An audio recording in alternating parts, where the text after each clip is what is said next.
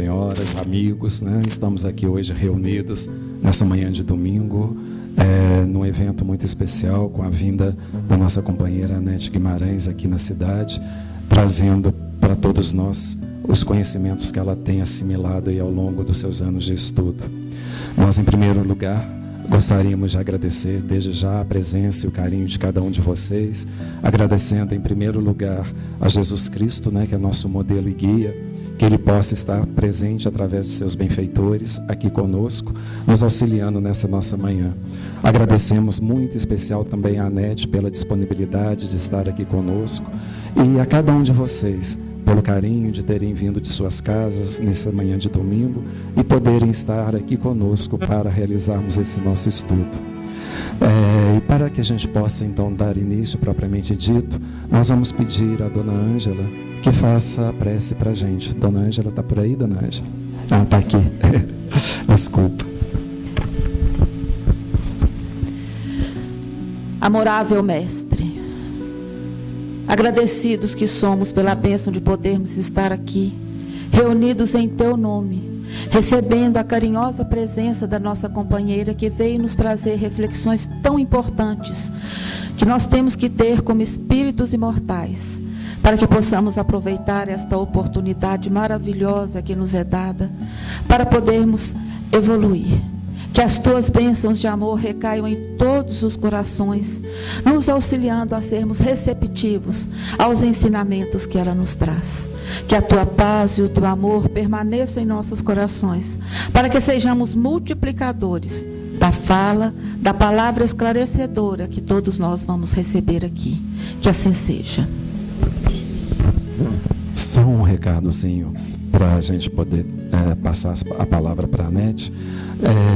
Nós pedimos que os telefones estejam desligados, por favor, né? Vocês confiram aí.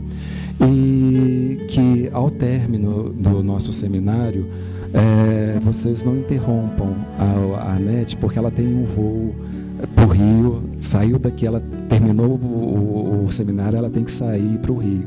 Então ela não vai ter esse tempo de poder estar conosco e confraternizar, não. Então a gente pede que a compreensão de todos nesse aspecto também. E então é chegado o nosso momento de iniciarmos o seminário Motivação Existencial e Valorização da Vida, que foi com certeza carinhosamente preparado pela nossa companheira Anete Guimarães, a qual nós passamos a palavra nesse instante. Anete, seja muito bem-vinda. Gente, vocês querem que liguem os ventiladores? Não? Tá todo mundo tranquilo? Então tá bom. Tem um CD da Anete também, junto com a nossa livraria ali. Se alguém quiser, na hora do intervalo, comprar os CDs, estão à disposição, tá bom? Anete é filha de Geraldo e Ana Jaci Guimarães, oradores espíritas e fundadores do Grupo Espírita Caminho da Esperança, com sede no Rio de Janeiro, do qual a Anete participa e o qual dirige. Oradora espírita, com conferências proferidas em vários estados do Brasil e também no exterior, transmite seu conhecimento conquistado à luz da razão e sob a ótica espírita de uma forma bastante peculiar, convocando o público a profundas reflexões quanto ao papel do espírita na atualidade. Anete, por favor, o microfone é seu.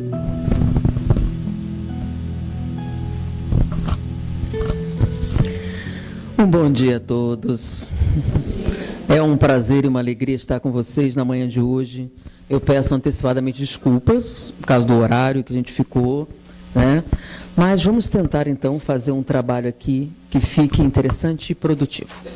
Já que vocês se sacrificarão, que eu teria que sair correndo, eu vou fazer uma coisinha nova que não tem na internet. Tá? Para aqueles que já me conhecem da internet, quem já me conhece da internet? Tá um monte de gente. Para aqueles que não conhecem, toda vez que as pessoas me apresentam como oradora ou palestrante, eu digo, não, eu sou professora, sempre fui professora. E na minha área, a gente trabalha justamente com o desenvolvimento de um pensamento. Então, eu normalmente não ensino conteúdo, eu ensino forma. Tá? E, normalmente, quando eu recebo o trabalho dos alunos, né, então, normalmente pesquisa, uma coisa que eu pergunto, vem cá, de onde você tirou isso, meu filho? Foi revelação divina? Porque não faz sentido isso que você está desenvolvendo. Tá? Então, é a aplicação do pensamento científico em todos os processos da vida. Vem cá, processo científico só serve para quem faz faculdade? Não, né? Se você fosse fazer maionese, quem é que sabe fazer maionese? Levanta o braço. Não é tão simples assim fazer maionese, né? Por exemplo, umas coisas que eu digo é que o grande problema da fazer maionese é quando ela desanda. E isso acontece muito, principalmente com pessoa que recebe a receita de fazer maionese. É só misturar o negócio, né? Você liga ali, mistura e sai a maionese. Sai? Não. Então a maionese desanda. Vocês sabem? Vem cá, deixa eu fazer uma pergunta. Água e óleo se misturam? Tem certeza? E o que é maionese, filha?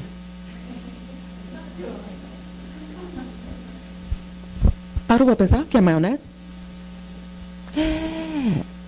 Né? Maionese. E fica na geladeira guardada. E não separa. Por que a maionese não separa?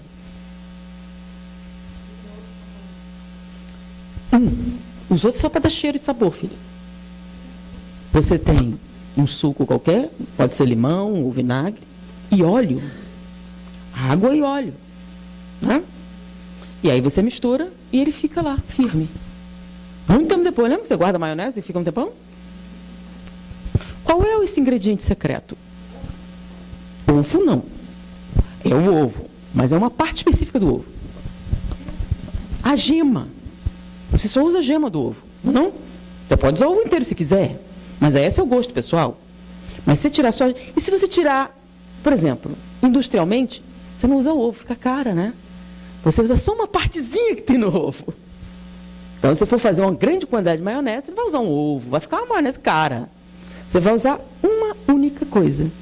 E quando você bota essa única coisa, água e óleo não só se misturam, como ficam firmemente ligados por um bom tempo. Ou seja, tudo aquilo que você acreditou sobre água e óleo não é bem assim, né? Porque, afinal, o que é uma célula? A membrana celular é basicamente água e óleo, ligadas constantemente, com algumas coisinhas no meio. Por que elas não desandam? Agora, vamos fazer maionese, tá? Você pega lá o óleo. Vamos fazer uma maionese barata, não vamos fazer aquelas caras não, sabe? Porque aí é azeite, isso, sem nada. Aquela básica, tá? A gente pega um óleo, bota lá no liquidificador, bota na panela, vamos fazer na panela. Você é pobre, então você vai fazer, bota o óleo lá, aí você vai pegar um vinagre, que é o quê? Água levemente ácida. Isso, água levemente ácida. Não é isso que é vinagre, gente? Você vai pegar o vinagre, vai derramar lentamente. Você pegou a sua gema, ou uma parte dessa gema, você botou lá, e vai mexer. Mexe de qualquer jeito? Não, né? Você tem que mexer como? Sempre na mesma direção? O que acontece se virar a direção? Desanda. Vem cá. Então, eu tenho que mexer só de um lado. Mexer sempre do lado. Se virar, o que acontece? Mas como assim? Só de virar ela desanda? Só de virar ela desanda. Mas não é só isso, né? Você vai mexendo. E se seu braço cansar? E você resolver mexer mais devagar? Desanda. Se você começou na velocidade, tem que ser sempre. Se diminuir a velocidade, desanda. Então, você tem que mexer sempre na mesma direção e numa velocidade constante. Se diminuir, desanda. Por quê? Que coisa esquisita tem na maionese que tem tantos detalhes que são contra tudo que você estudou? Por exemplo, misturar água e óleo. O que tem a ver mexer de um lado e para o outro? Por que não pode mexer do outro lado? O que essas coisas têm a ver?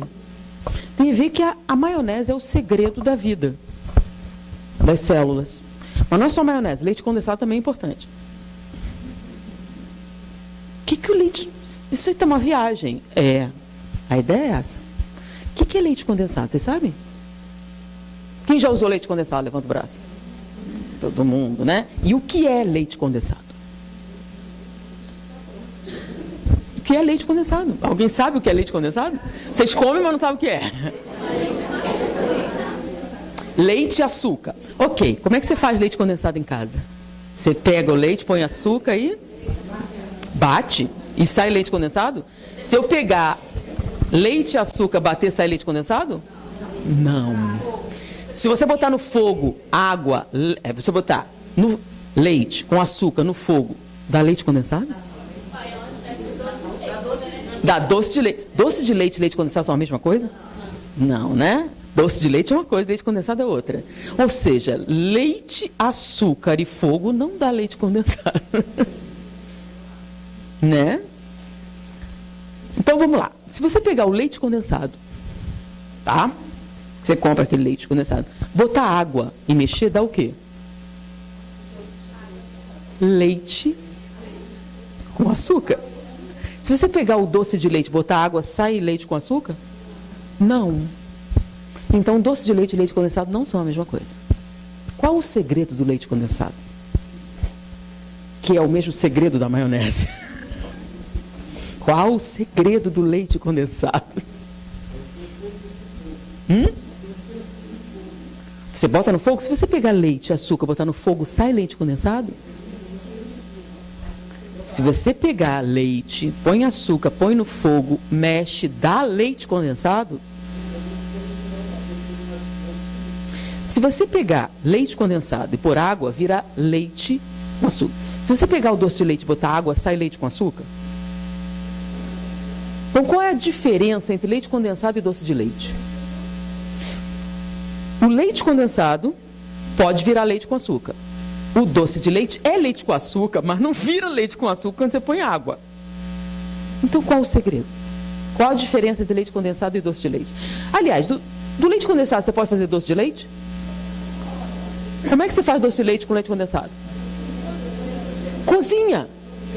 Então, você pega o leite condensado, que se você puser água, vira leite com açúcar, esquenta e vira o quê? Então, qual a diferença entre leite condensado e doce de leite? Ó, vamos devagar. Qual é o segredo? Não. Gente, olha só, ela está dizendo que você tem que botar alguma coisa. Não, você pegar a latinha de leite condensado, botar no fogo, na água fervente, sem destampar, vira o quê? Doce de leite. Tá? Sim, mas o que acontece para ele virar doce de leite? Temperatura. Tá, temperatura. A temperatura faz o quê? O produto que está ali é o mesmo. No que você esquentou, virou doce de leite. Qual o segredo? Calor. Tá, calor. Mas vocês estavam falando que se você pegar leite com açúcar, botar calor, não vira leite condensado, vira doce de leite. Eu quero leite, açúcar, fazer leite condensado. Como? Depende do tempo que está no fogo. Se ficar pouco tempo, vira o quê? Não é só leite com açúcar?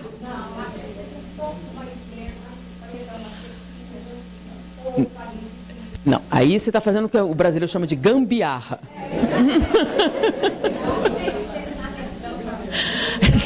Gambiarra. Tira a água do leite. É, verdade, você tira a água do leite. Como você tira a água do leite?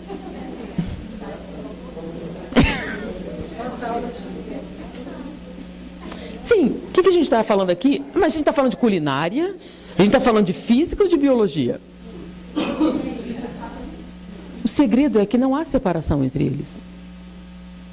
Não tem física, química e biologia. Você está entendendo? Você que faz maionese direito, e sabe como é que se faz maionese, você pega óleo e água e mistura. Aí você chega para um bioquímico e pergunta, água e óleo se mistura? Não. Aí ele pergunta, o que é maionese? Você come? E maionese é feita de quê? Água e óleo que se misturam. E fica misturado e não sai. Aí você pergunta, por que não separa? Aí o cara fica, não sei. A cozinheira sabe. E se a gente juntar os dois conhecimentos, qual é o segredo? Bom, o segredo é uma coisa que tem na gema. Vem cá, vocês sabem o que é uma gema? É um núcleo. É o núcleo do quê? Quem falou aqui? Isso! Faça no Enem, hein? Então, a gema é um núcleo de... Você sabe que o ovo é uma célula, não sabe? É uma célula. E a gema é justamente o núcleo de uma célula. E no núcleo dessa célula tem uma substância, que é o que faz com que água e óleo se misturem. E essa substância é a que dá a liga no DNA. Vocês já viram que o DNA é uma molécula que tem uma arrumação em hélice? E você tem que misturar a maionese sempre numa direção e manter essa velocidade constante, porque esta molécula que está ali na gema vai assumir aquela forma e ela vai dar a mão para uma de gordura e fazer a ligação, formando a maionese. E enquanto essa estrutura existir ali, essa maionese vai ficar constante? Que para você desandar essa maionese, basta fazer o quê? Mistura ao contrário, e ela perde essa forma espiral e deixa de ser maionese. Ou seja, é um conhecimento biológico. Então, o segredo da célula, o DNA, é o da maionese. É essa forma. Mas o leite condensado também tem um segredo, tá? O leite condensado, você tirou água desse leite. Como? Se você aumentar a temperatura, vira doce de leite. E o que é doce de leite? Leite cozido. Você cozinhou o leite. Você desnaturou a proteína do leite. Então, doce de leite não é leite condensado. Tá? Vem cá, mas essa aula é de quê? Ai, peraí, não era espiritismo? E o que é espiritismo? O que é espiritismo?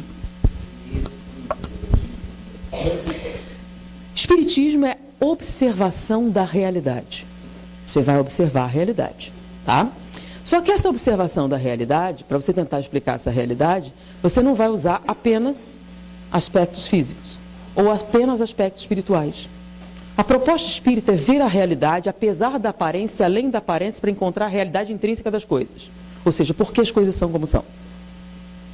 Existe separação entre espírito e matéria? Existe ou não existe? Onde fica a separação? Quando desencarna, você não é mais matéria. Não? Não? Então você pensa como os católicos. O que está morto, está morto. O que está vivo, não tem nada a ver um com o outro. Você acredita na comunicabilidade dos espíritos? Isso é impossível. Não existe isso. Impossível. Você sabe que dois universos não vão se conectar, certo? A não ser o quê? A não ser o quê? Para dois universos se conectar, o que eles precisam ter? Alguma coisa em comum. Porque se não tiver alguma coisa em comum, não comunica. Então, por exemplo, existem religiões que acreditam que existe um outro universo, não físico, e eles não se comunicam. Por que não? Morreu. Foi para lá. E ninguém volta. Volta ou não volta? Mas para voltar tem que ter o quê? Um caminho. Qual é o caminho que nós temos em comum? Nós somos espírito ou somos matéria? Espírito? Tem certeza que nós somos espírito? Bom, se nós somos espírito, quem sente a raiva, o espírito ou a matéria? Quem sente a raiva? Peraí, mas você não estava falando de maionese, leite condensado? Agora... Eu quero provar para vocês que é tudo uma coisa só. Então a gente começa problematizando. Aí você diz assim, mas peraí, maionese? Tá? É uma viagem isso, né? Mas vamos lá. Quem sente a raiva, o espírito ou a matéria? O espírito. Então por que quando eu dou um Lexotan a raiva diminui? O Lexotan age no espírito ou na matéria? Então a raiva vem de onde? Vamos lá, vamos pegar um negócio mais difícil. Nós temos uma jovem senhora, calma, doce e tranquila, um amor de pessoa, tá? Que uma vez por mês se transforma numa megera horrorosa. É um obsessor que vem uma vez por mês? Qual é o nome disso? TPM. Isso existe ou é folclore? Existe. Está no espírito ou na matéria? Nos dois, né? Olha que azar, se sua mentora for mulher, vocês estão roubados. Hoje não tem sessão porque a mentora está com TPM.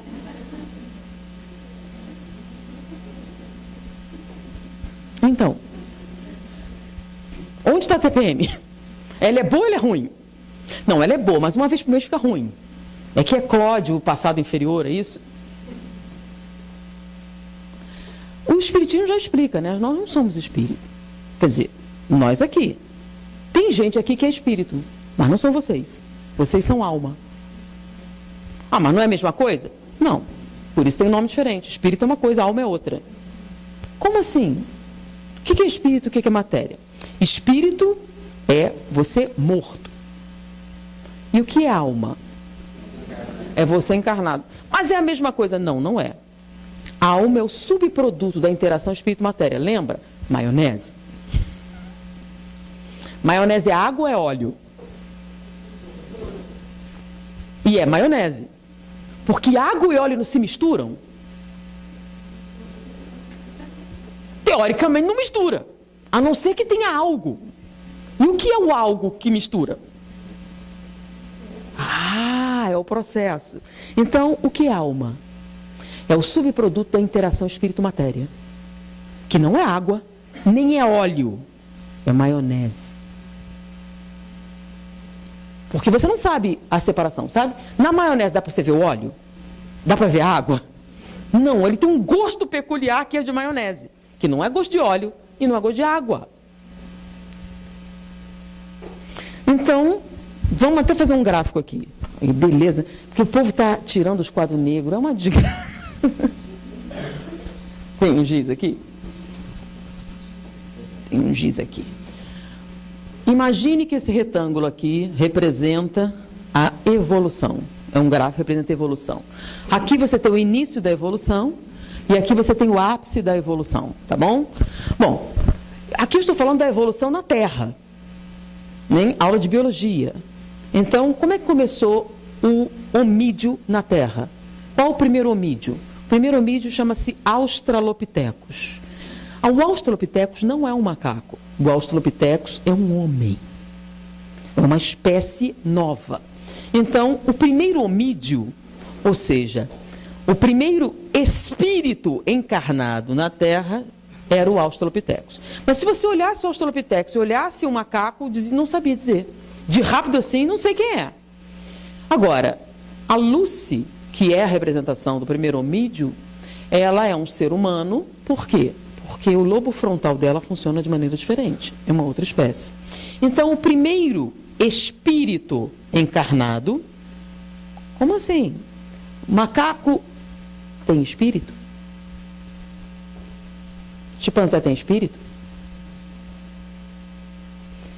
Bom, isso também é um problema, porque isso que eu estou falando chama-se espiritismo. E o espiritismo está contido onde? Como é que você se torna espírita?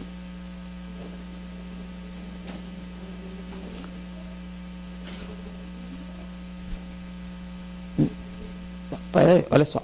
Espírita, acredita na vida após a morte? Só espírita? Não, tem um monte de gente que não é espírita e acredita nisso. O espírita acredita na reencarnação? Tem um monte de gente que acredita em reencarnação e não é espírita. Os hindus, por exemplo. Tem várias correntes que... Então, espiritismo, a verdade, está no Livro dos Espíritos, lembram? Livro dos Espíritos? Filosofia espiritualista. Aí você tem o Livro dos Médiuns, o Espiritismo Experimental. E aí você tem o Evangelho. O Espiritismo surgiu como, gente? Não, vamos parar tudo. Quem é espírita? Levanta o braço. Quem não é espírita? Não sei, eu vim aqui, me convidaram, eu estou aqui. Não, tem uma. Então essa é a única que tem desculpa.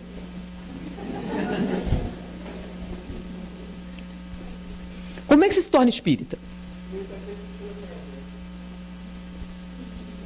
Tá? Você ser espírita, você vai pegar o conteúdo, né? Tem 5 princípios básicos para você ser espírita. Você vai assimilar... Não, concordo com esses 5 princípios básicos. Aí você é espírita. Quando você está estudando, pode ser que você não concorde ainda. Estou aprendendo, ainda não sou, estou conhecendo o material. Mas está contido no livro dos Espíritos. Então, essas informações que está falando, por exemplo, macaco tem espírito? Não. Então tem o quê? Tem alguma coisa? Tem alguma coisa. E essa alguma coisa não chama espírito, chama o princípio espiritual. Tá? O princípio espiritual só chama espírito quando? Então, no reino nominal. Então, espírito, qual a definição de espírito? Princípio inteligente do universo. Então, o princípio inteligente do universo, e ele tem alguns atributos, é que chama espírito. Quem não tem esses atributos não chama espírito.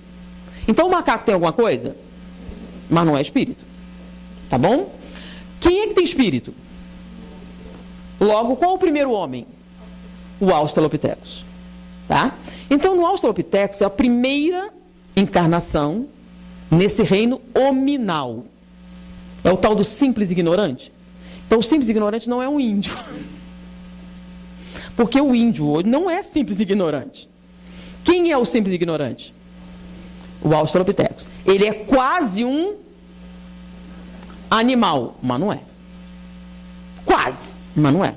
Porque ele já tem alguma coisa que o animal não tem. E essa coisa faz com que ele seja uma espécie nova. Que espécie é essa? Humana. Bom, esse aqui é a primeira encarnação. Aqui seria a última. A última encarnação nesse planeta aqui, nesse reino nominal. Depois daqui, você não precisa mais reencarnar aqui. Você já superou essa evolução. Significa que sua evolução acabou? Acabou aonde?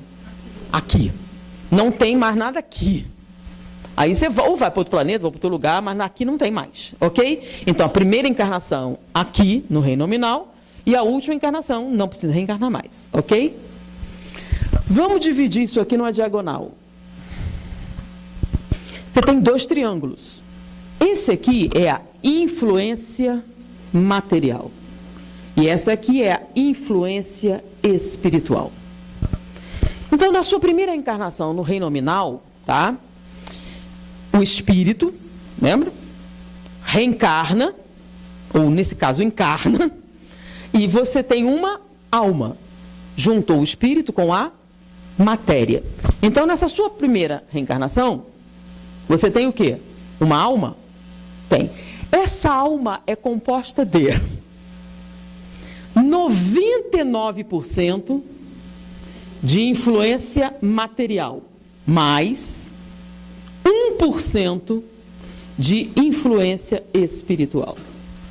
É alma? É o subproduto do espírito com a matéria? Mas o espírito compõe quanto? 1%. Então, o que é que explica o comportamento desse ser aqui? Ele é o que come, ele é o que bebe, ele é o que respira, ele é o DNA. Ou seja, 99% do comportamento dessa entidade é material. Entendeu? Então, qual a explicação disso? DNA. Qual a explicação disso? Que ele comeu. À medida que ele vai reencarnando, o que acontece? Ele vai evoluindo. Aí, mais ou menos aqui, você tem o quê? 50% de influência material, mais 50% de influência espiritual. Você está bem no meio do processo evolutivo. Qual a explicação do seu comportamento? Então, para baixo, quem explica é Mendel, Freud, e agora? Ele explica 50%. Às vezes não explica. Por exemplo, aqui, do meio para baixo, o fator determinante do comportamento é o quê? Matéria. Então, vamos lá. Você tem um homem louro de olhos azuis. Encontra uma mulher loura de olhos azuis. E eles se casam, vão se reproduzir. O filho será o quê? Provavelmente? Já perdeu o Enem, Flor. Se você responder isso no Enem, o que acontece? Então, louro de olhos azuis. É ou não é? Uma pessoa loura de olhos azuis é dominante ou recessiva? É mestiço? Não. Ele é louro de olhos azuis. É o quê? Casa com a mulher loura de olhos azuis. Lembra do gameta? X, Y. Então, você tem o quê? Vamos lá. Azinho, azinho. Louro de olhos azuis. Azinho, azinho. Então, 100% das crianças serão o quê? Segundo a lei de quem? Lei de Mendel. É ou não é? Se você responder diferente no Enem, dançou. Você não aprende isso na biologia? Bom, aí nasce uma criança morena, de pele azeitonada, olhos oblíquos esverdeados.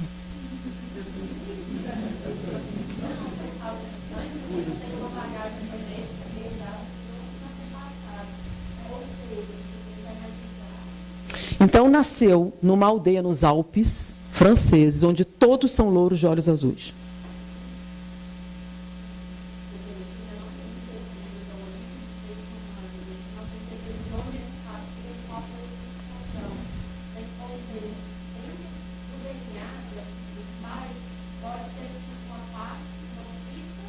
Uma aldeia isolada nos Alpes franceses, onde todos são louros de olhos azuis. Se alguém com outras características tivesse aparecer, todo mundo ia saber, uma aldeia pequenininha. Se aparecesse alguém, já iam dizer o quê?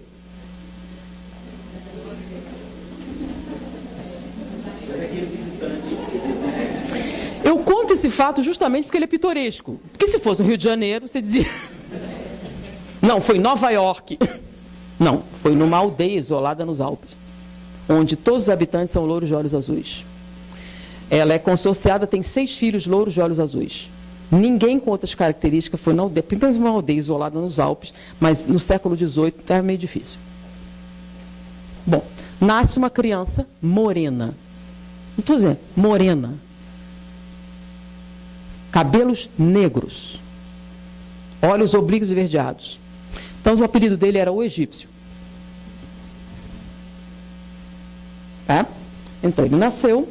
E nasceu numa noite de tempestade, a criança estranha, obviamente se destacava no meio, pensa bem, na neve, com aquele puro lourinho, todo branquinho, aquele menino moreno, cabelos negros, escuros.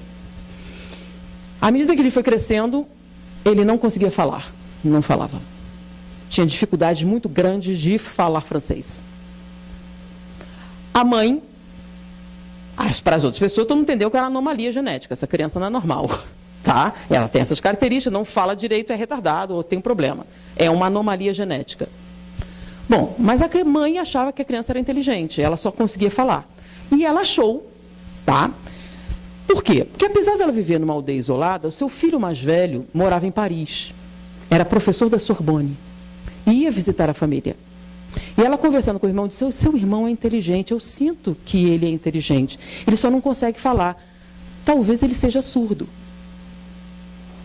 Então, a França estava vendo na época, lembra, o iluminismo, os enciclopedistas, a Revolução Francesa, foi logo após a Revolução Francesa, havia uma ruptura com o processo intelectual da época. Estavam começando, lembra, Rousseau, toda aquela coisa de educação, e eles estavam começando a ensinar crianças surdas. Porque se você era surdo, você era retardado. Pessoa surda é retardada? O que acontece? Qual a diferença entre a pessoa surda e a pessoa que não é surda? Ela não vai falar. Então, a comunicação dela ficando deficiente, o que acontece? Uma boa parte do processo de raciocínio cognitivo vem do quê? Agora, se você ensinar a criança surda a se comunicar, o que acontece? Ela vai ser exatamente igual às outras crianças. Você está entendendo? Então, eles estavam testando essas coisas. E a mãe ouviu falar, leva o seu irmão para Paris. Ele concordou e levou o irmão para Paris. E... ele arrumou os tutores, etc. E ele era professor da Sorbonne, esqueceu. Um dia ele chega e o menino está no seu gabinete. O que ele não podia fazer. E ele trabalhava como linguista na Sorbonne, ele traduzia manuscritos. E o menino vira assim, eu sei ler isso. Então leia. Bom, esse menino nunca falou francês direito, nem inglês, nem espanhol, nem alemão, mas falava perfeitamente grego, latim, sânscrito. Copta. As aulas que ele ministrava eram em grego ou em latim, línguas que ele dominava muito bem, além do hebraico. Francês, ele tinha dificuldade em se comunicar. Claro que ele passou a falar francês, mas não fluía. Agora, quando ele dava aula em grego ou em latim, bom, ele ficou famoso. Por quê? Ele ficou famoso porque foi ele que decifrou os hieroglifos egípcios. O nome dele era François Champollion. O nome dele era François Champollion porque ele era francês, filho de franceses. Era essa criança desse casal. Ele ficou muito famoso porque ele não só decifrou os hieroglifos egípcios, ele recriou os hieroglifos egípcios. Tá? Ele recriou a língua egípcia, tá? Baseada a partir de outras línguas. Então ele reconstruiu isso. Mas isso não é o pitoresco. Existe um documentário da BBC. Tudo bem, só isso já era legal. Mas esse documentário da BBC fala sobre uma coisa interessante. E olha só, eles não são espíritas. Eles não são místicos. É um documentário que tem que você falar, porque afinal é um fato. Ele morreu. Ele tinha um grande desejo de ir para o Egito, ficar lá um tempo, mas ele não pôde fazer isso. Após a sua morte, apareceu a máscara mortuária de Ramsés II. Eles não eram parecidos. Eles eram iguais. François Champollion tinha o mesmo rosto do faraó morto. Vocês já viram a máscara mortuária do Tutancâmon, que foi achada? Então, é uma efígie que se faz do faraó. Então, François Champollion era igual. Como pode? Vamos lá, qual é a linhagem? Que aqueles caras eram egípcios que ficaram... Essa é a explicação? Na Vale de Ocã, é a explicação mais lógica? Para um cara ser igual a um antepassado que aparentemente tem uma linhagem genética muito distante. Os egípcios migraram e ficaram louros de olhos azuis. Em quanto tempo? A explicação mais lógica é que seja uma linhagem genética oculta ou ele é a reencarnação do faraó. Mas por que ele tem cara do faraó? Por que ele não veio com a cara do pai e da mãe? Por quê? Porque a reencarnação e a desencarnação depende do quê? Depende do quê? Do nível evolutivo. Então, daqui para baixo, qual é o fator determinante da sua aparência? DNA. Do meio para cima, qual o fator determinante da sua aparência? O que você quiser. Por que o que você quiser? Porque, nesse caso, o fator determinante do comportamento, tanto físico, mental, biológico, é o quê? O espírito. Então, do meio para cima, o espírito tem a forma que o espírito queira. Tá? Você quer ter a aparência da reencarnação? Pode. Você quer? Pode. Aí qual a explicação? Ah, mutação genética. Foi uma mutação genética aleatória que aconteceu de repente nesse caso. E nesse caso especificamente você ficou com a cara de um faraó que morreu não sei quantos anos. Não acha que é mais fácil a reencarnação? Mas isso acontece com todas as pessoas? Não. Então, do meio para baixo, você tem a influência determinante do quê? Então, qual a sua aparência? Depende do quê? Vamos lá, você está no Rio de Janeiro, passeando, você é de Minas, foi no Rio de Janeiro, e está passando as férias e resolveu comer uma feijoada carioca, daquela caprichada. 11 horas da noite você comeu, foi dormir, teve um pesadelo. É o espírito do porco que está te assombrando? É um problema espiritual? São os obsessores? Não. Qual a causa dos seus pesadelos? Possivelmente uma comida extremamente pesada depois das 11 horas da noite produz uma quantidade de toxinas que vão circular pela sua... e vão causar o quê? É um problema espiritual? Não. É um problema o quê? Então, você está tendo problemas psicológicos. Qual a causa? Possivelmente, sua educação.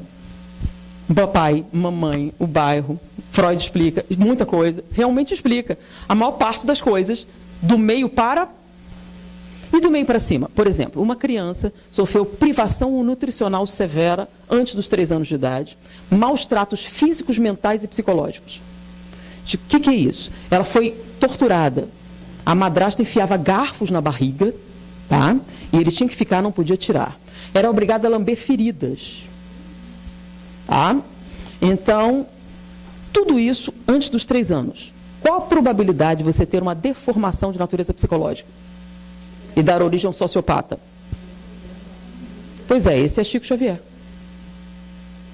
Vocês não sabem disso? Chico Xavier foi torturado, passava fome, a mãe, ela enfiava garfo na barriga dele. Se você tivesse a vida dele, você seria Chico Xavier?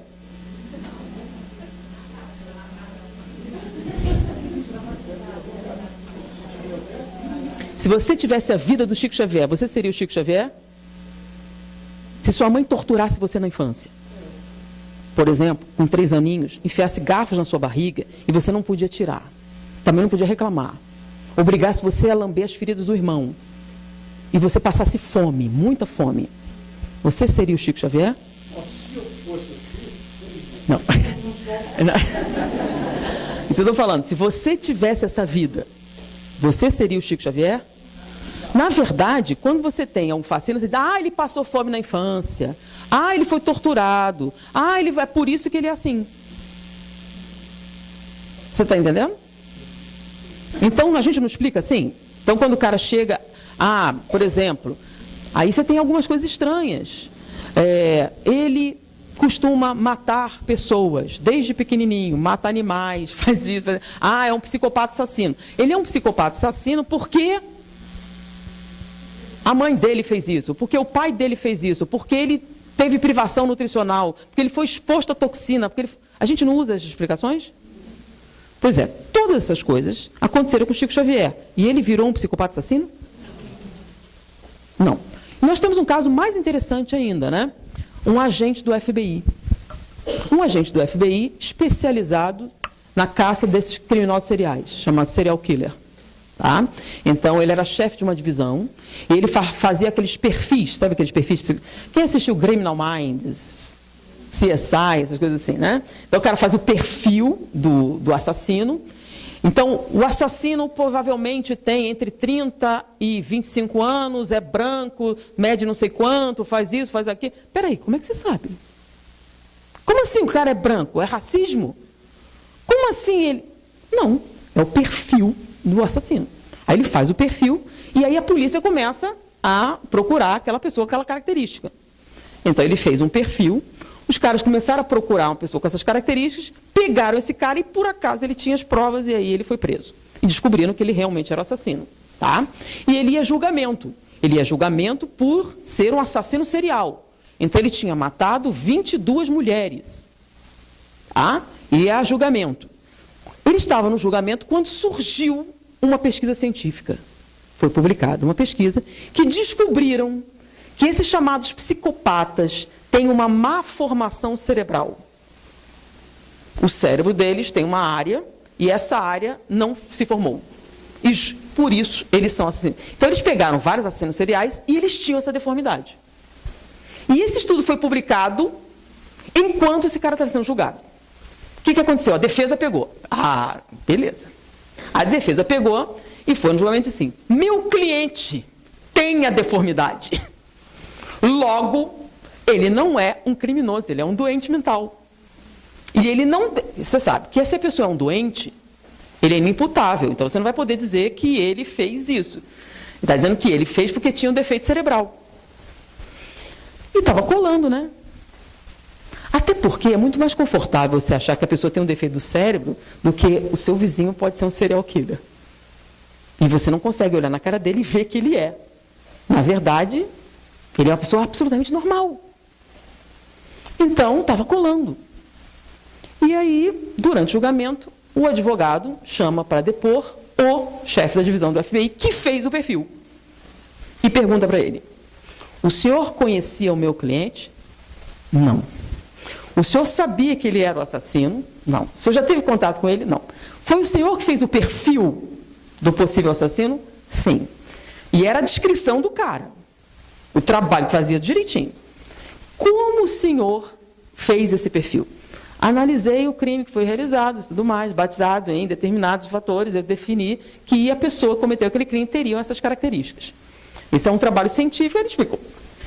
E o senhor fez isso baseado em quê? Na forma com que ele foi cometido, nos acontecimentos, etc. E o senhor conhecia o cliente? Não. Mas se você olhasse, ele estaria no perfil.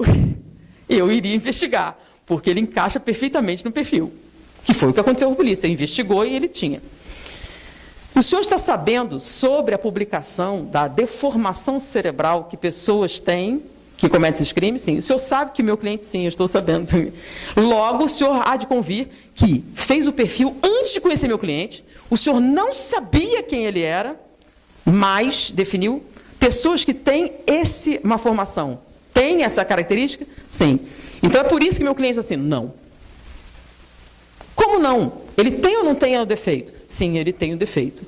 O senhor fez ou não fez o perfil? Sim, você fez o perfil. Antes de conhecer meu cliente? Sim, antes de conhecer seu cliente. Logo, é por isso que ele cometeu o assassinato. Claro que não. Como não? Porque eu tenho defeito e eu não cometi nenhum crime.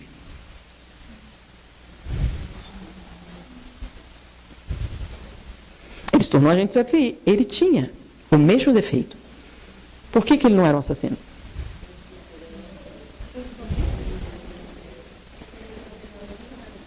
Vocês estão entendendo? Então, fatores ambientais são os responsáveis pelo nosso comportamento? Até certo ponto. Lembram? Então, quanto mais a influência material for determinante do seu comportamento, mais o meio ambiente, o DNA, as toxinas, os processos físicos são um grande fator determinante do seu comportamento. Tá? Então, eu pego um homem bem pacífico, dou uma dose cavalar de testosterona nele. Ele fica mais agressivo? Fica. E ficando mais agressivo, a chance dele entrar numa briga é maior? Então, ele matou alguém porque tem muita testosterona ou foi um estado de alienação temporária ou foi uma escolha? Vocês estão entendendo? Estão ou não estão? Então, vocês estão do meio para cima ou do meio para baixo? O problema não é nada. Vocês estão do meio para cima ou do meio para baixo?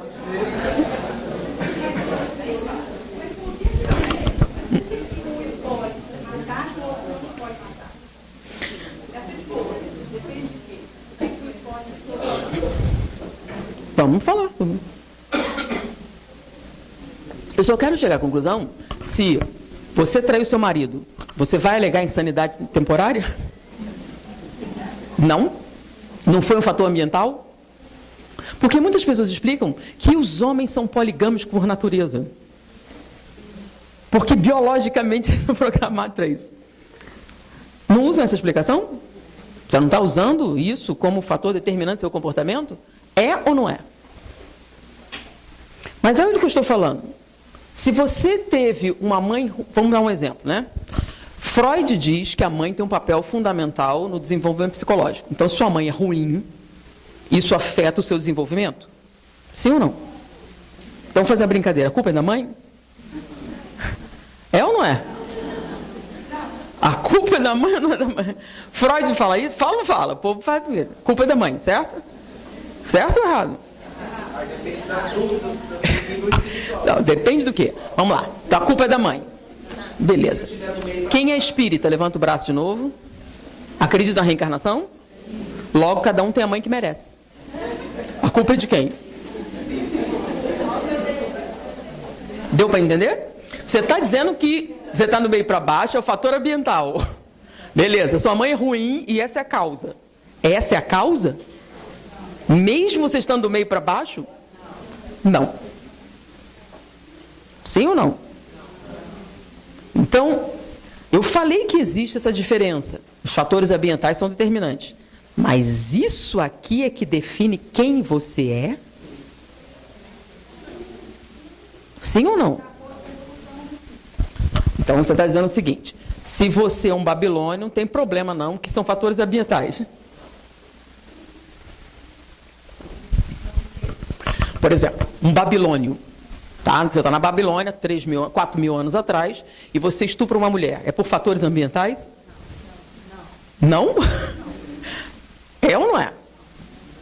Também é uma integração. Talvez isso seja mais é óbvio que tem influência da cultura. Eles estão no final foi deles, eu não sei como é, por exemplo, 5% do fator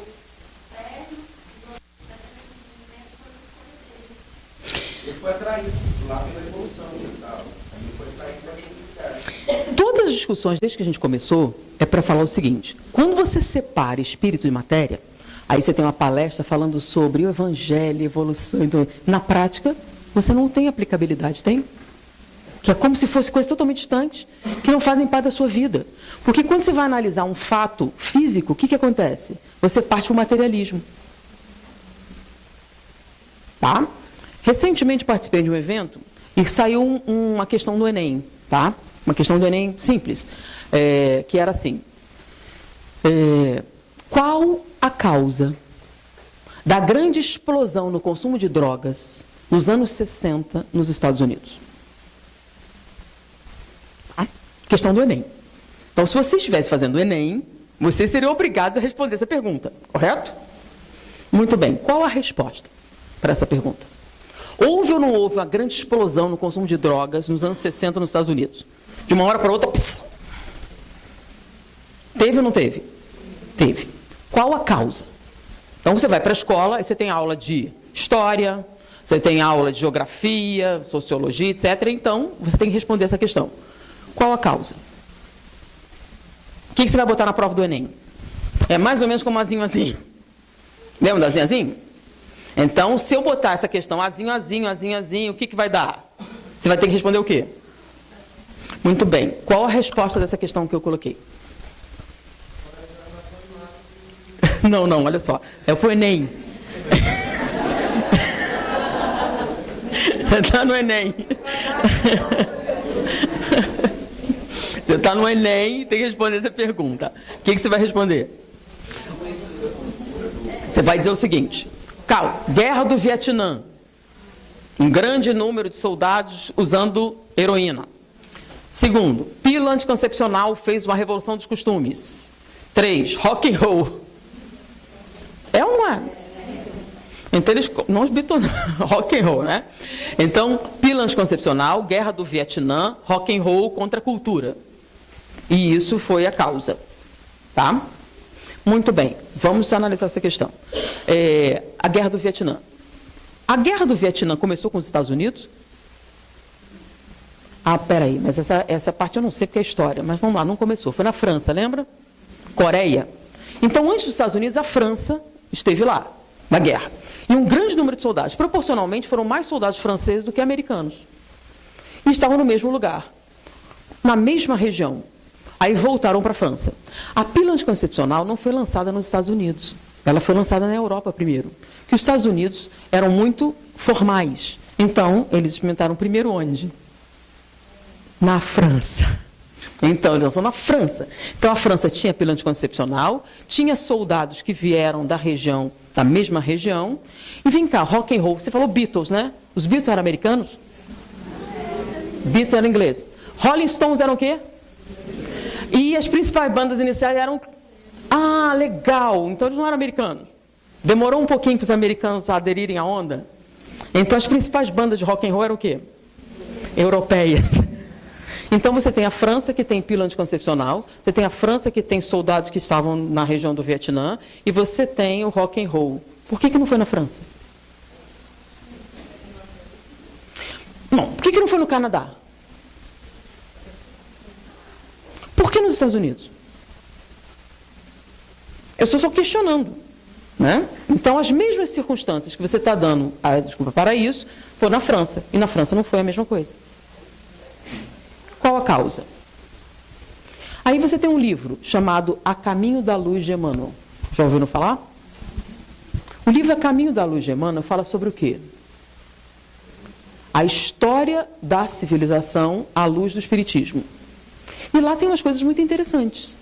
Tá? Uma das coisas interessantes que tem é sobre a migração dos povos. Tem migração ou não tem migração?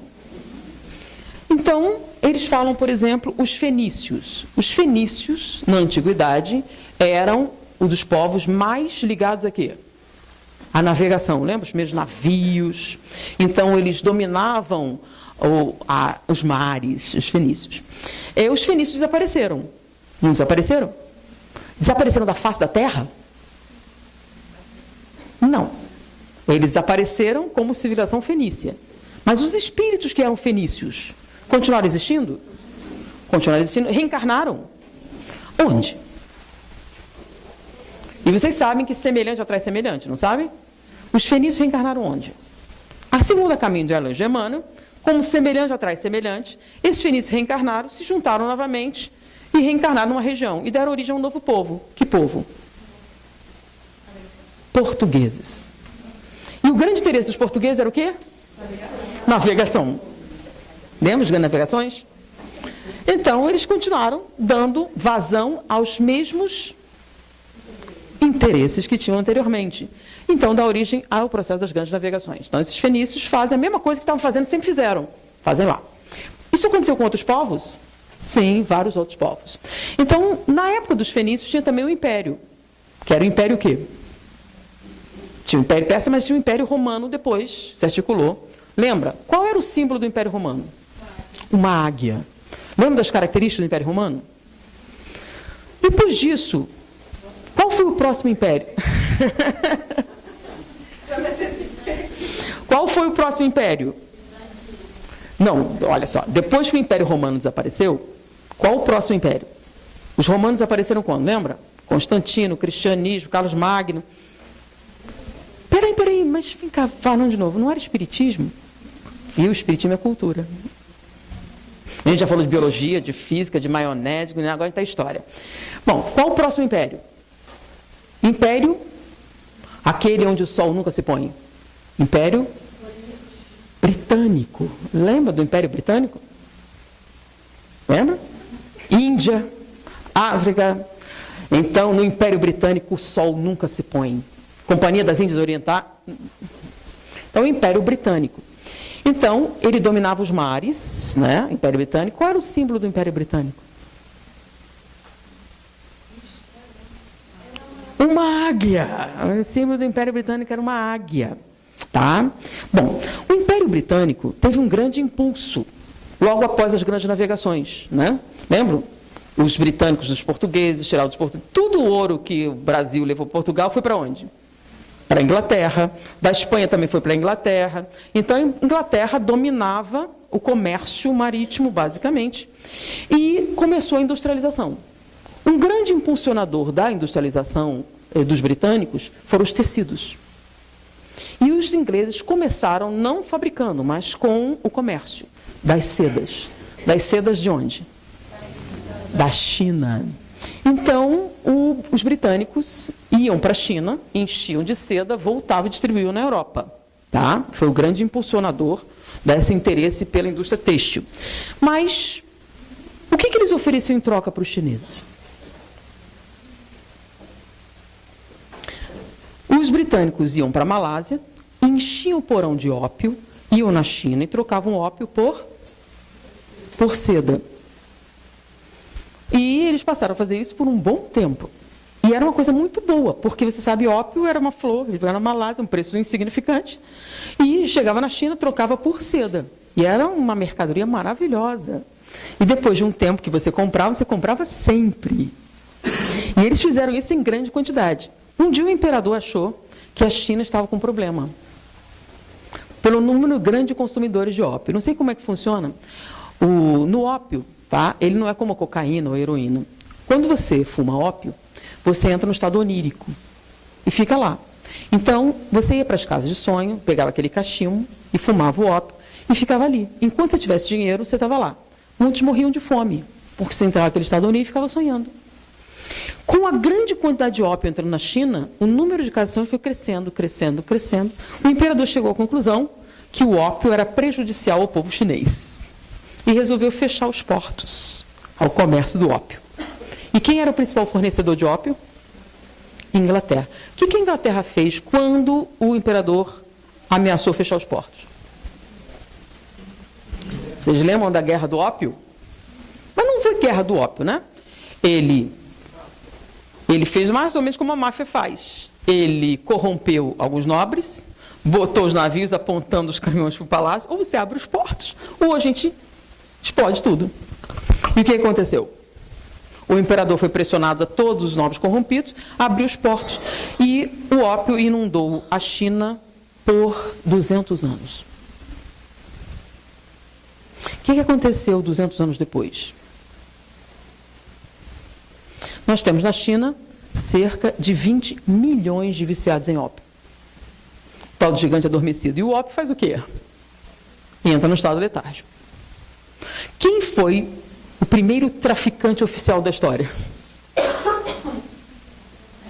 A Inglaterra. Porque as drogas começaram na Inglaterra? Não, o ópio existe desde quando? Desde a mais remota antiguidade. A primeira referência histórica ao uso de drogas, oficialmente, são os assassinos, os discípulos de Hassan.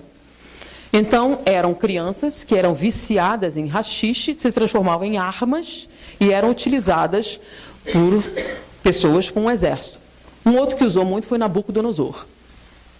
Tá? Então, a Inglaterra se tornou um grande traficante.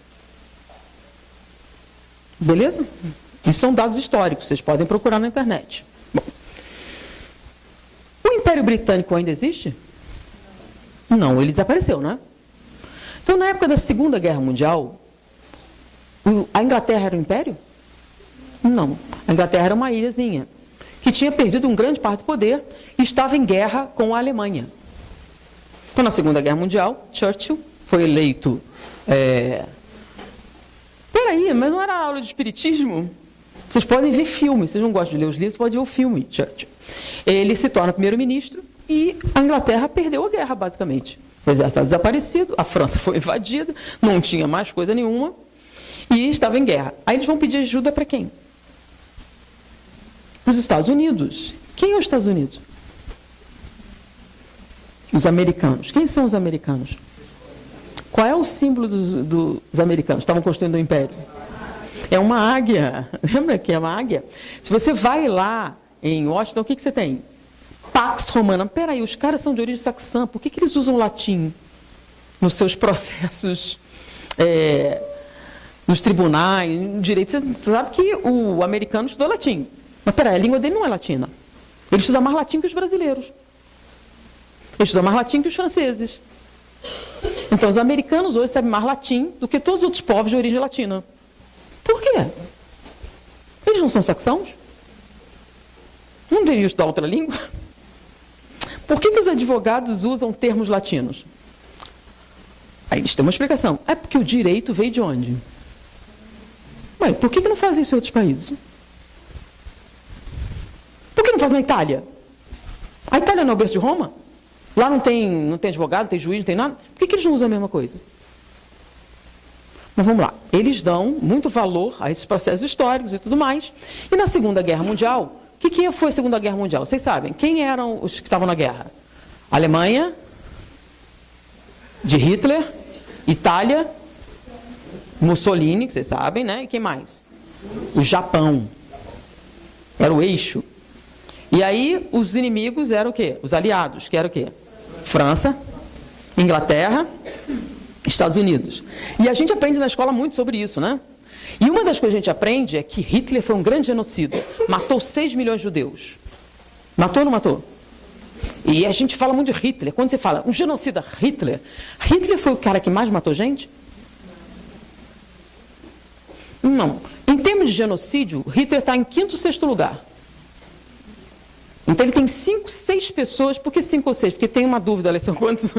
5 ou 6 pessoas que mataram muito mais gente do que Hitler matou. E vocês sabem quem são? Por que não? Se os caras mataram muito... Se o negócio é quanta gente você matou, por que os outros não são mais famosos?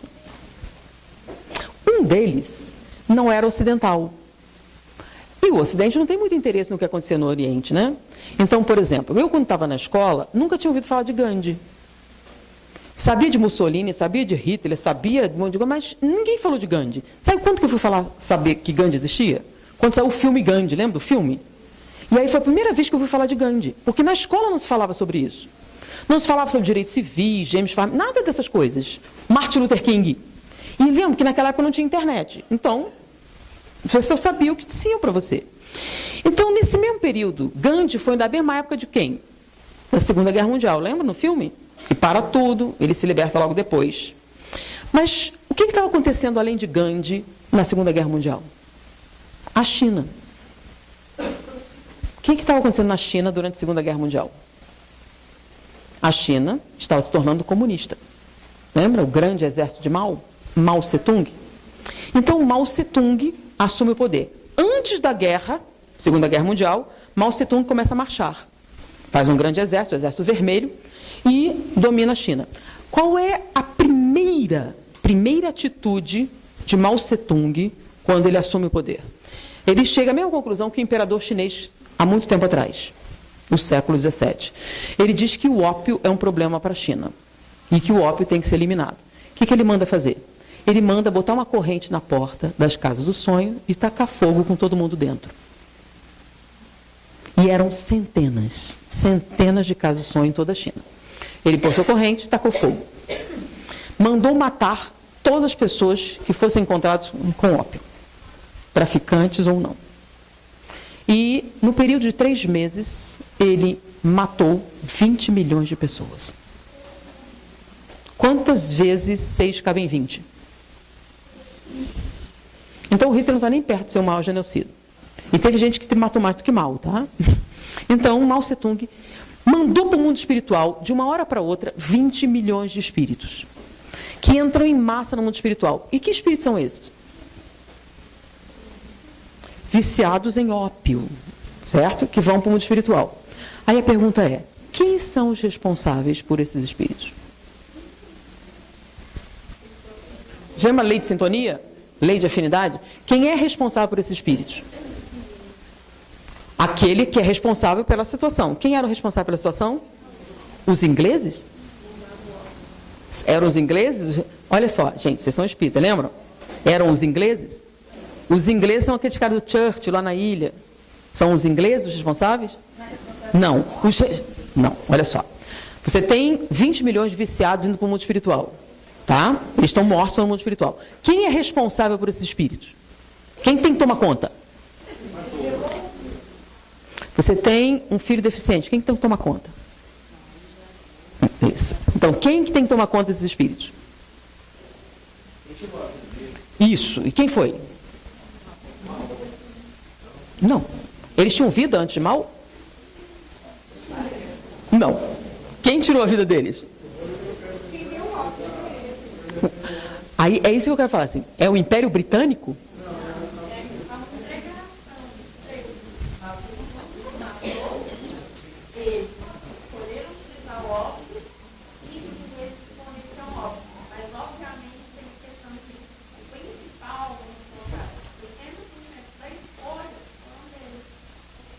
Quando você lê André Luiz, quando você lê Ivone Pereira, como é que funciona a questão da afinidade? É só assim que atrai? E o que é um obsessor? O que é um obsessor? Você tem um inimigo de 300 anos, é porque vocês são muito parecidos? Não, é... Isso! Né? O que o pessoal chama de lei de causa. Quem são os responsáveis por esses espíritos que estão no mundo espiritual em massa?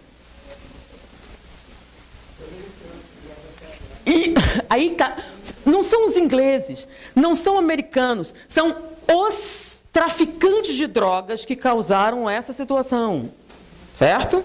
Então, por lei de... Esses espíritos que desencarnam em massa são atraídos para onde? Para os responsáveis. Os responsáveis são os britânicos? Quem são os responsáveis? Os traficantes. Onde estão esses traficantes? Estão na Inglaterra? Estão aonde? Onde está o antigo Império Britânico? É agora o Império Americano. Então, esses espíritos são atraídos por quem? Aí, de uma hora para outra, 20 milhões de viciados em drogas são atraídos para onde? Para os Estados Unidos. Lembra-se, que época a gente está falando isso? Quando é que Mao começa? 30. Quando é que o negócio acontece? 40. Então, na década de 30, 40, Mao faz isso. Espíritos encarnam, migram. Quando aconteceu grande explosão do consumo de drogas nos Estados Unidos? Esse povo começa a reencarnar quando? 40, 50. Quantos anos eles têm nos anos 60? 20. E olha só, você tem uma ruptura violenta. Anos 50, você viu aquela sainha, Lembra? Aquela sociedade. Nos anos 60 você tem aqueles ripongo, orientalismo, haxixe, ópio, LSD, uma onda oriental. Lembram? Qual era o negócio legal? Era você andar descalço, aquelas túnicas, aquela coisa. Você houve uma grande elevação do quê? Do orientalismo. Não é não? Exatamente, que é a mesma, não é? Então, qual a causa, dentro de uma visão crítica espírita, da grande explosão do consumo de drogas nos anos 60 nos Estados Unidos? Reencarnação. Reencarnação. Começaram a notar que, quando o espírita olha, ele vê de uma maneira um pouquinho diferente? Porque toda vez que o espírita olha, ele tem que levar em consideração 5 aspectos. Vamos lá. Quais são os princípios básicos da doutrina espírita? Deus. Vocês são deístas ou não? Faz diferença? Faz ou não faz diferença? O que é ser deísta? Nós somos deístas como os protestantes são? Se você for discutir com Deus, sobre Deus, com um protestante, ele vai dizer que você é ateu. Por exemplo, você como espírito, você acredita que Deus escolheu um povo? Que existe um povo escolhido? Que Deus, por exemplo, pediu para você um sacrifício? Você acredita que Deus muda de ideia? Eu criei, mas agora mudei de ideia. Vamos acabar com tudo. Você acredita nessas coisas? Então você não acredita em Deus.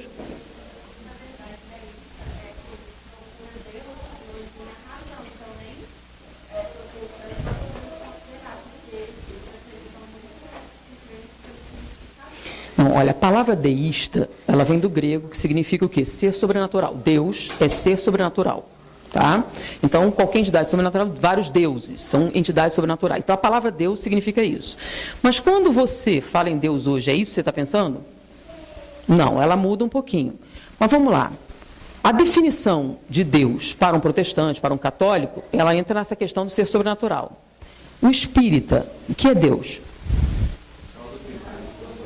Não, começa com uma coisa. Deus é inteligência suprema. E se a gente procurar a causa primária de todas as coisas, você vai encontrar uma palavra que se refere a isso. É uma palavra grega. Na verdade, logos. O que é logos em grego? É a razão por trás de todas as coisas. Então, o filósofo busca o quê? Por quê, né? Aí você responde, mas por quê? Mas por que isso? Mas por quê? Mas por quê? Não é assim que vai a filosofia? Os filósofos originais, Aristóteles, por exemplo, acreditava que havia um porquê final. Então, no final, você ia achar uma explicação para todas as coisas. Essa explicação seria a razão por trás de tudo. E essa razão por trás de tudo que o filósofo procura é o logos. Então, o que é o logos? É a razão por trás de todas as coisas. Aí, o Livro dos Espíritos diz, Deus é a inteligência suprema e causa primária de todas as coisas.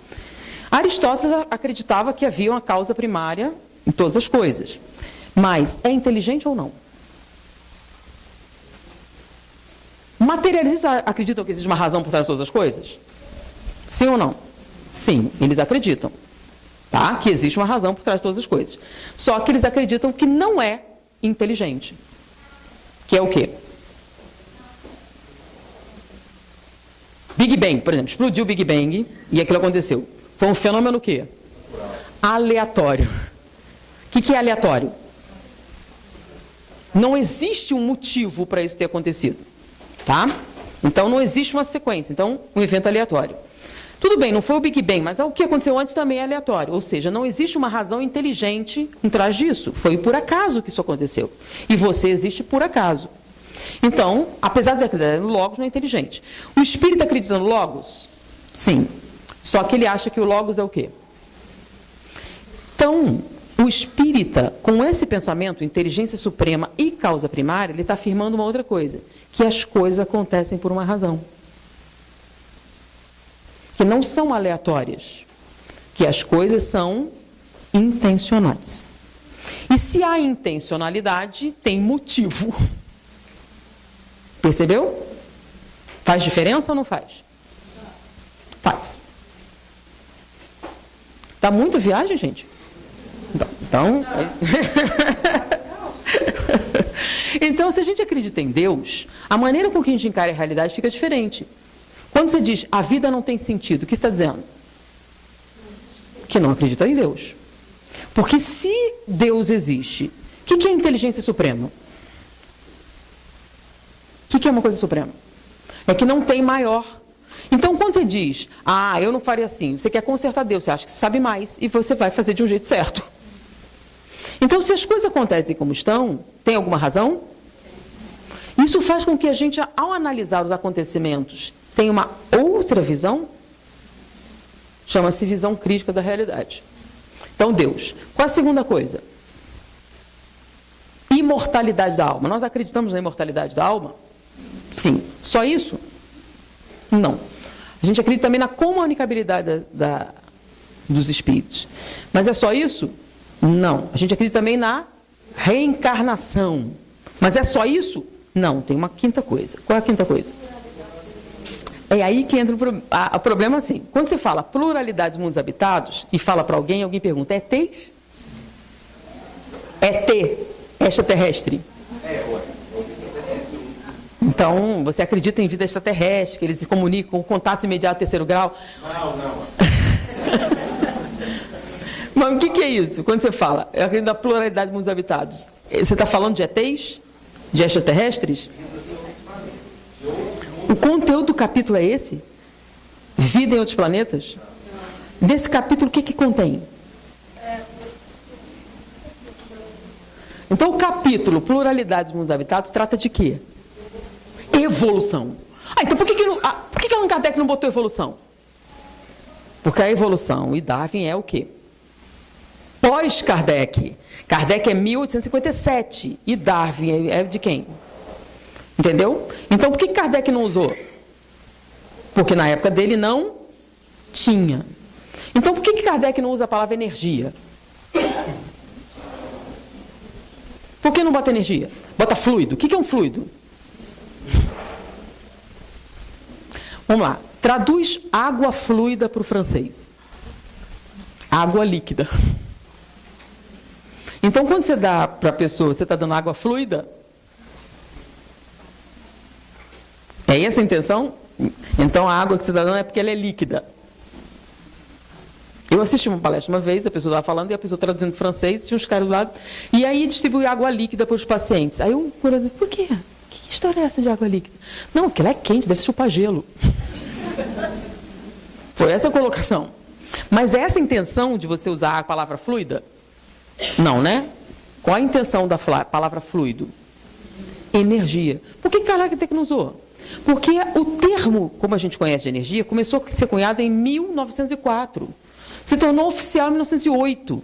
Aí vem o Madame Curie, mas ele só se tornou popular em 1950, depois da bomba. Que aí a gente começou a falar de energia nuclear, todo mundo falava sobre isso.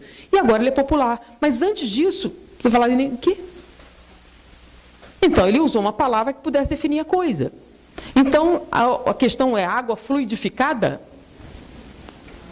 Água energizada. Deu para entender? Então, a evolução, que é o conteúdo da pluralidade dos mundos habitados, é evolução segundo Darwin? Os espíritos acreditam na evolução segundo Darwin? Sim? Você acredita? Sim.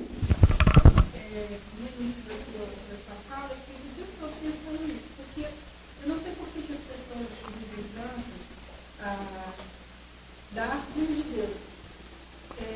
Tudo bem que Darwin não deve acreditar, mas eu acho que Darwin e Deus, a teoria de Darwin é real, mas ela não exclui Deus, mas que isso foi escrito no Pai. Tem certeza? Tem certeza? Então, olha só. Darwin. Vamos lá. Houve evolução, por exemplo, Australopithecus, deu origem a outros? A gente tem provas? Tem ou não tem? Tem os fósseis e tudo mais. Muito bem. Então, isso faz parte da teoria de Darwin, né? Da evolução das espécies. Mas como a evolução acontece? Segundo Darwin. Seleção natural. Então, o mais apto certo? Sobrevive. E o mais fraco desaparece, o mais adaptado. E como é que esses caras aparecem? Como é que esses caras mais adaptados aparecem? Não. Darwin.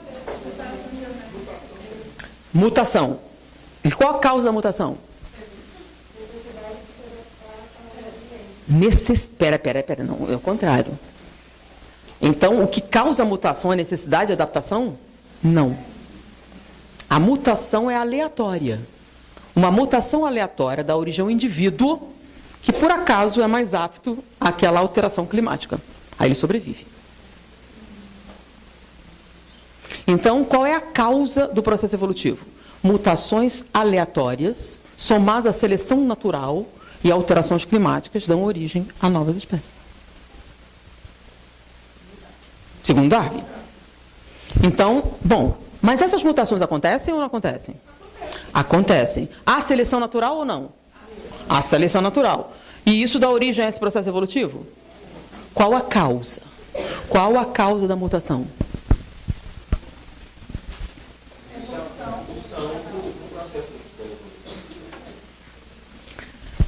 Aí nós estamos fazendo 150 anos da Gênese, gente. Então não basta ler o livro dos Espíritos. Tem que ler a Gênese. Tem que ler o livro dos Médiuns. A Gênese tem um capítulo que fala sobre o quê? O desenvolvimento do espírito. Então ele fala do espírito desenvolvendo. Lembra? Gênese. O que é Gênese? Surgimento do mundo. Então na Gênese fala do princípio espiritual. E o princípio espiritual através dos tempos. Então, olha só. Vamos começar do Big Bang, tá? Só para efeitos, teve o Big Bang. Big Bang. No Big Bang, deu origem às chamadas 4 forças, aí vieram as partículas. Mas antes do Big Bang, não tinha nada, certo? O que é o universo? É o todo, não é o universo, não é tudo? Então, ele surge, esse o nosso universo surge com o Big Bang. E aí você tem a primeira partícula. Qual é a causa desse Big Bang? Segundo o materialismo, segundo o espiritismo, Aristóteles dizia o seguinte, tá? Da intenção criativa do Logos surgiu o primeiro movimento. O que é intenção criativa? Olha, quando você fala intenção criativa, intenção, intencional, inteligência. Então Aristóteles acreditava que o Logos era inteligente. Na verdade, a nossa definição de Deus vem de Aristóteles. Tá? Um Logos inteligente. Então, da intenção criativa. Então, da intenção criativa de Deus saiu alguma coisa e deu origem à primeira transformação da matéria. Que nesse momento, o que tinha lá? Por exemplo, no espaço vazio tem alguma coisa? Tem o quê? O que tem no espaço vazio? Tem um monte de coisa. Tem o quê? Então, para nós, não tem nada no vácuo. Mas para o espírita, tem o quê? Fluido cósmico ou fluido universal. Então, e que os gregos também chamavam de éter, tá? Então, que seria a matéria primordial. Então, o espírita acredita que existe a matéria primordial, e essa matéria primordial não seria nada a não ser que uma força seja aplicada sobre ele. Essa força aplicada sobre ele é o quê?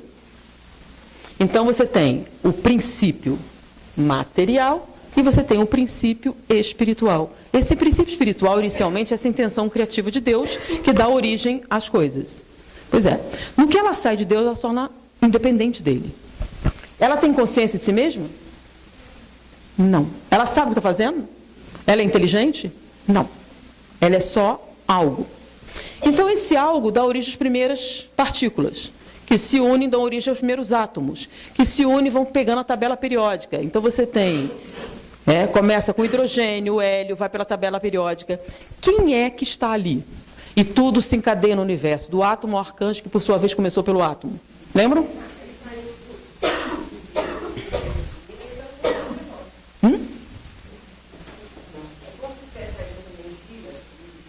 Não é energia, não é energia matéria, essa coisa. A coisa.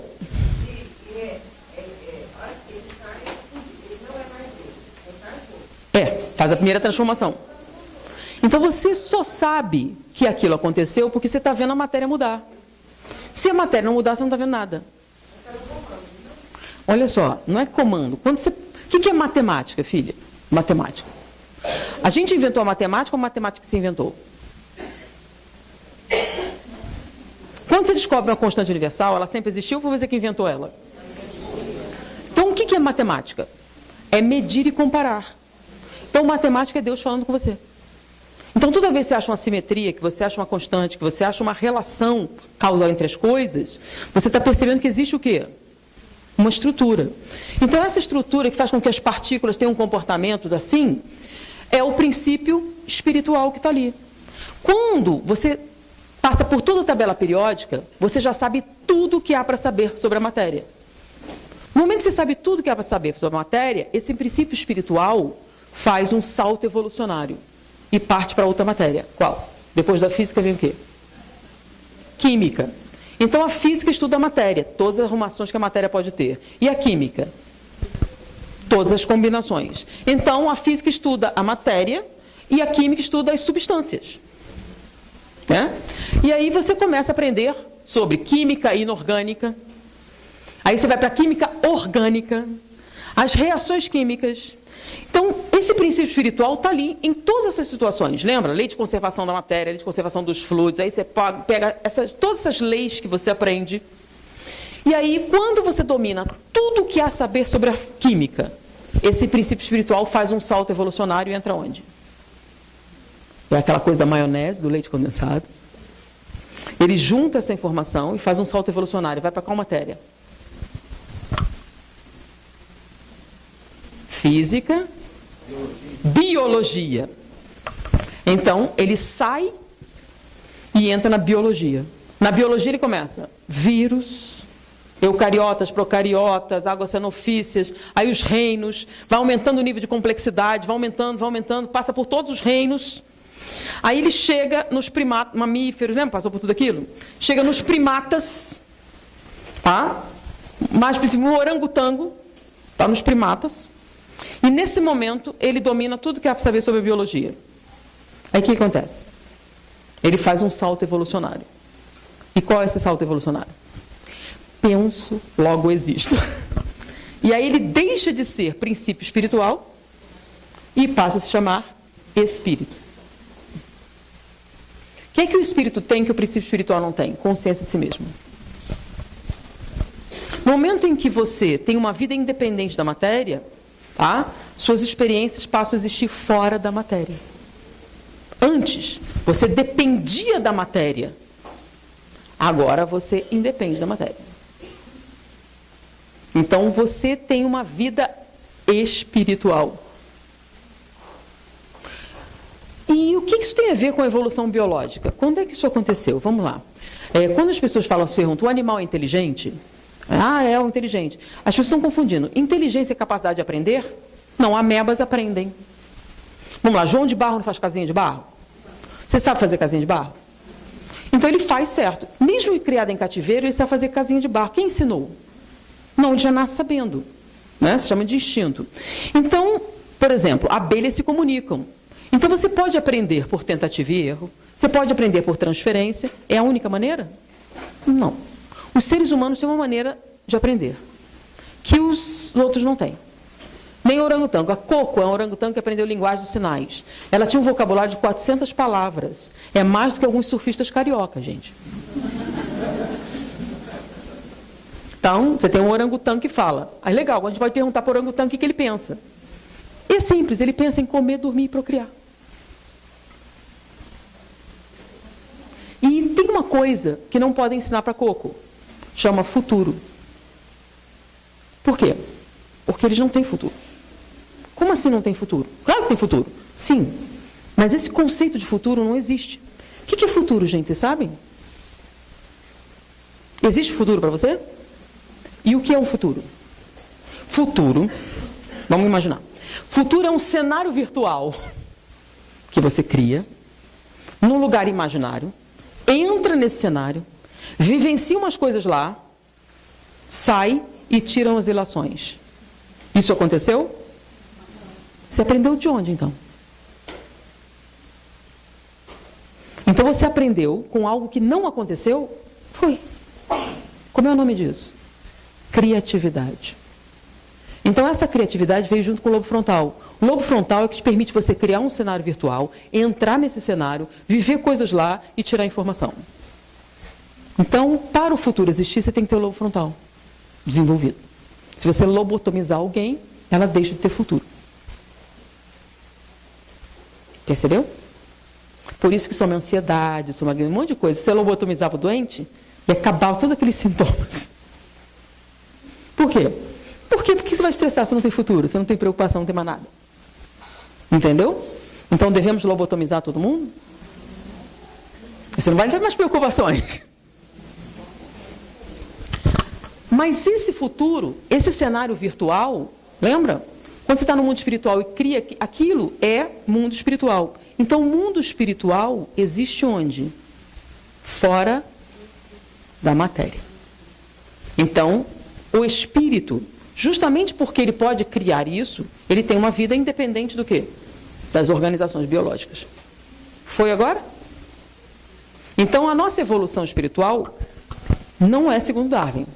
Então, para o espírita, a evolução acontece por quê?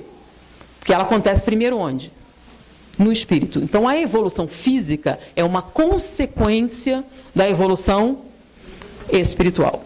Então, as mutações acontecem por causa da necessidade de novos desafios. Você já sabe tudo que é para saber, você vai para um mundo novo. E aí você vai criando possibilidades novas. E são todos iguais? Não. Por quê? Lembra do livre-arbítrio? Então, a partir daqui, enfim, o céu é o limite. Então, você tem, inclusive, atualmente, mutações anômalas. Por exemplo, a hemofilia não existia na natureza porque alguém com gene defeituoso não sobrevive na natureza. Você lembra da seleção natural? Se você tem uma falha genética, você não vai sobreviver. Mas na humanidade sobrevive? Por quê? Não, é porque você preserva. Você já não está mais na mesma fase de competição. Você está entendendo? Você não é igual um gatinho, um cachorrinho. Os fatores aqui agora são espirituais, não só materiais. Aí você entrou nessa tabela aqui, ó. Então, o seu desenvolvimento agora é para obter o quê? Quando você chegar aqui, o que a matéria define é irrelevante. Aqui quem define é quem? O espírito. No que você domina totalmente isso, você tem total consciência, aí você não tem mais necessidade desse processo reencarnatório aqui. Fui eu que inventei isso? Não, gente, está na Gênese. Tá? A evolução do espírito. Tem fluido, essas coisas todas.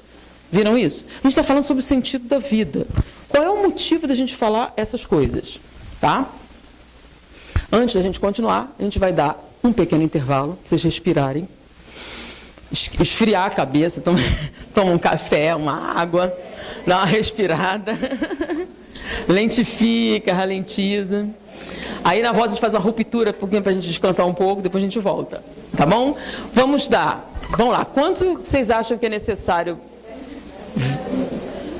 20 minutos? Olha só, no meu relógio são 11 horas. 11h20. 15 é pouco, gente, é muita gente. Então, 20 minutos daqui, 11h20 a gente volta.